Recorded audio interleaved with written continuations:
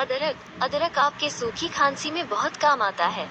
बार बार खांसी आने पर आप अदरक के टुकड़े को चबा सकते हैं, इससे खांसी में राहत मिलती है। आप 1 चम्मच अदरक के रस के साथ शहद को मिलाकर खा सकते हैं। इसके अलावा आप अदरक को उबालकर उसका काढ़ा बनाकर पी सकते हैं, इससे सूखी खांसी में बहुत आराम मिलता है। ऐसे घरेलू नुस्खे जानने के लिए हमारे चैनल को सब्सक्राइब करें और अगर वीडियो पसंद आए तो लाइक और शेयर करें और साथ ही बेल आइकन दबाना न भूलें ताकि आप ऐसे वीडियो सबसे पहले देख सकें।